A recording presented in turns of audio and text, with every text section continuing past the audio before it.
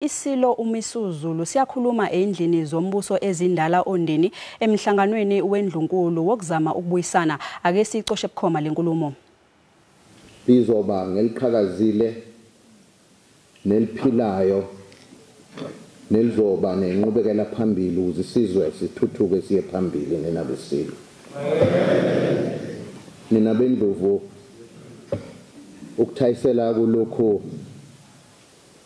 sike sahlala nomntwana uNdlunkulu kaZulu nabantwana engibambisene kanye nabo abangobaba endlini yaseNdlunkulu ukuthi bekubalekile ukuthi bondaba ngize lapha kungathi nje ngibize umhlangano nenabeSilo ngingabibikho ukuthi ngibe khona ngibeke abemabili abemathathu ukuze nani ninabeSilo emva kokungeseka okungaka nokuba nethemba kumina okungaka ngikhona ngikanye nani ninabeNdlovu. NinabeSilo ukuphothula nje angisho ukuthi ngiyazehlukisa mhlambe endlovukazini engizalayo kodwa umntwana waphinda ngene abatwana baqale ukuthi bemhlasele ngamaphepha nangamagama nangezincwadi ngingakangeni mina esikhundleni. Lento ninabeSilo iqale ngokuthi kubekwe indlovukazi engizalayo ibekwa iSilo.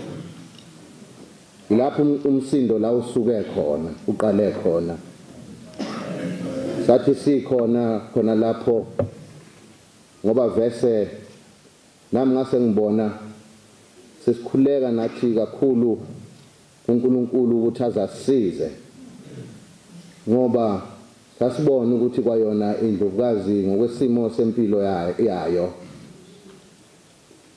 kodwa yawuthini ngoba umunwe weSilo esidala usukhombe yona ukuthi mayibe yibamba bukhosi ukuthi kuyawumiseka kanjani kulesi simo esinzima kangaka. Kodwa wathi phezu kwalokho bona abatwana laba abakwethu ababona izinto ngenye indlela kunale eniyaziyo ninabeSilo ila kwasuka khona umsindo. Sayibuza sayiphendula ukuthi umsindo ongaka ususwa yini futhi ubhekephi kanti ngithi mase ngibheka manje sengibhekisisa uthe kusuka ngabona ukuthi cha lo msindo awubhekile endlovukazini ngoba nayo ayiphilanga isikhathi eside. Lo msindo kahle kahle wawubheke kimi ngqo ninabeSilo. Ithemba lami ninabeSilo ninabeNdlovu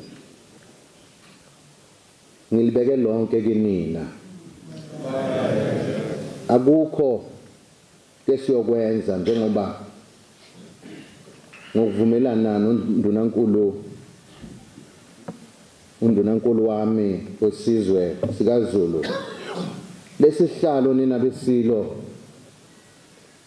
akusisona esikamntwana Thembi akusise sikaSimakade singesenu ninabeSilo. Lokho ngifisa ukuba ukusukela namhlanje engithemba ukuthi uNdlunkulu ndaba ezithashenge siyagcina ukuthi sibambe umhlangano ofana nalolu hlobo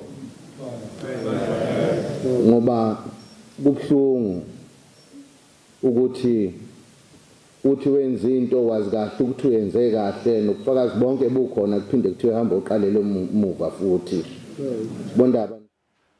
Mbukeli ngenxa yesikhathi sibamba la inkulumo yeSilo udaba olugcwele uzoluthola endabeni kusihlwa usale kahle.